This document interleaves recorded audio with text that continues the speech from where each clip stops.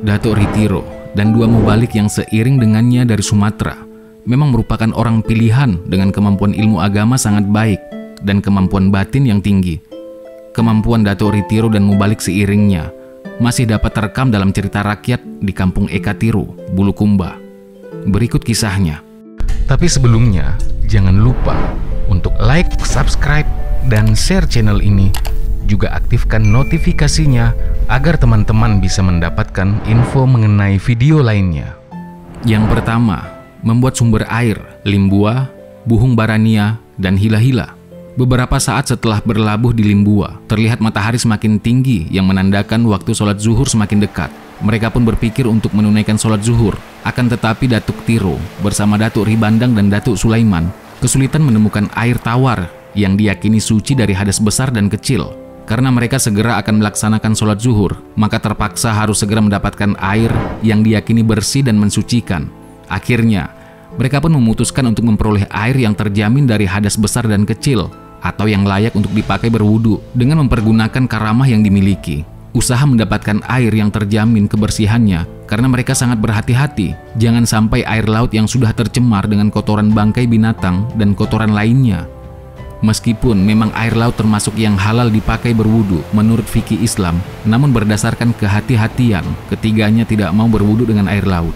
Sesuai dengan usianya, mereka memberi kesempatan pertama kepada Datuk Sulaiman untuk mengupayakan air bersih dengan menggunakan ilmu yang dimilikinya.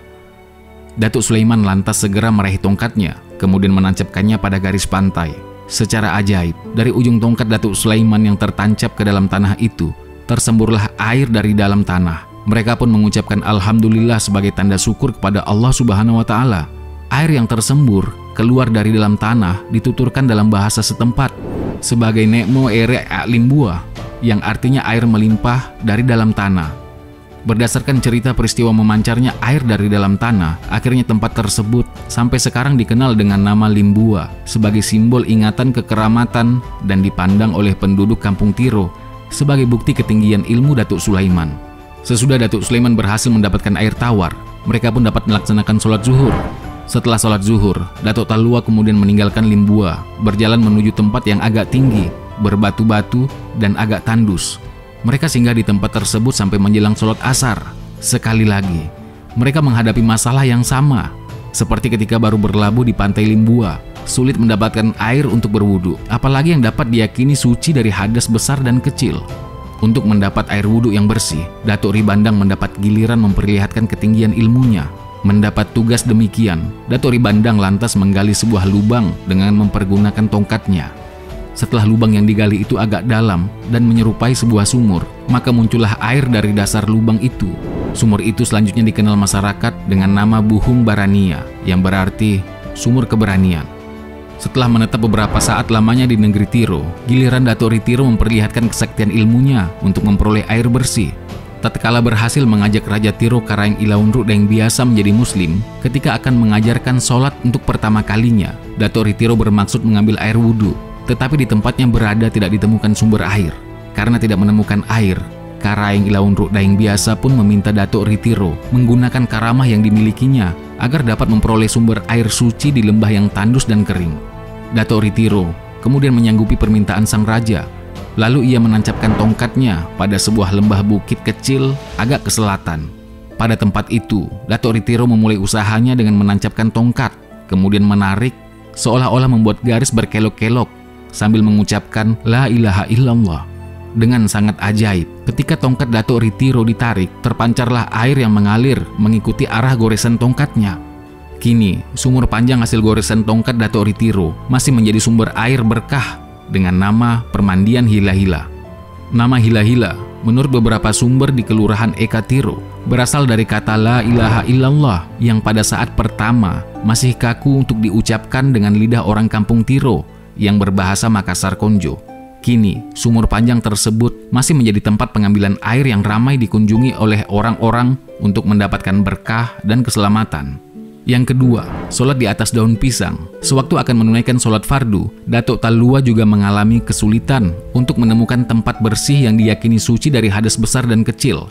Mereka pun bersepakat memakai kesaktian ilmu yang dimiliki untuk menunaikan ibadah sholat pada tempat yang dipilih sesuai kemampuannya dan keyakinan masing-masing. Sebagaimana pada usaha memperoleh air bersih dan suci, giliran pertama diberikan kepada mubalik yang lebih senior, yakni Datuk Sulaiman. Mubalik senior ini kemudian memilih melaksanakan sholat di permukaan bagian atas daun pisang, karena dipercaya bagian tersebut sangat terjaga dari najis dan kotoran.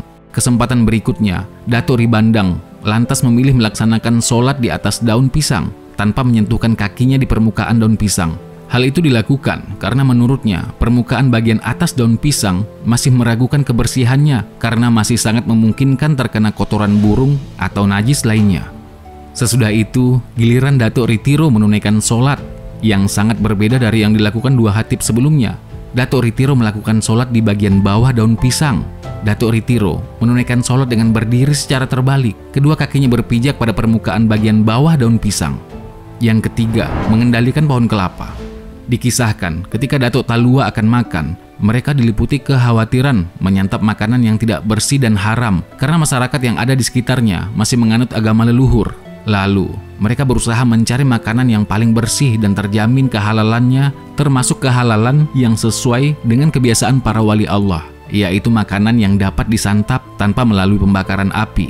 Untuk itu, Datuk Talua pun berunding dan akhirnya bersepakat memakan buah kelapa yang masih muda karena memenuhi syarat.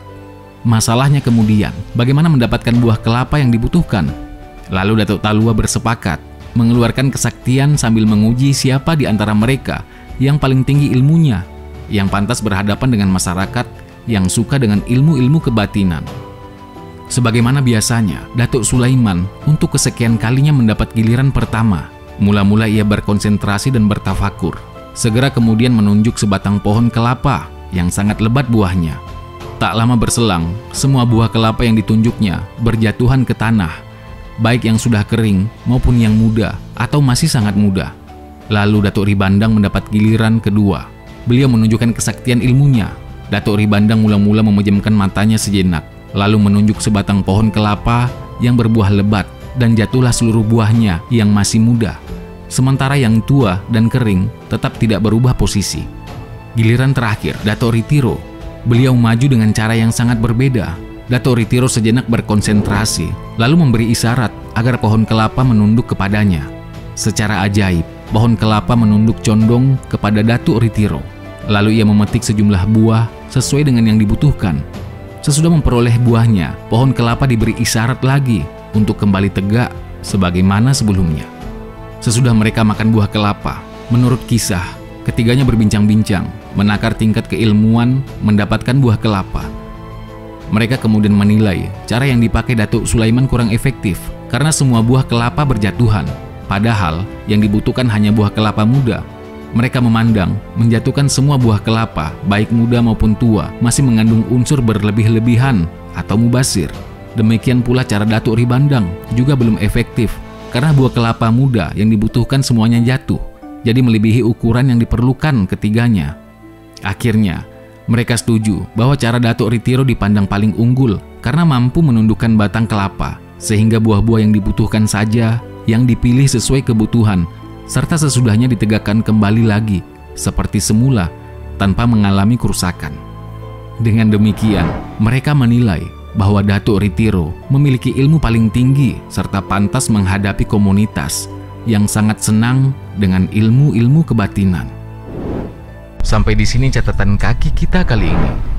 Jangan lupa di-subscribe ya teman-teman, agar semakin banyak video-video yang akan kita produksi. Dalam kolom komentar kalian bisa memberikan masukan tentang video ini atau memberikan masukan tentang tema video kita selanjutnya. Nah, silakan di-share sebanyak-banyaknya karena berbagi itu indah.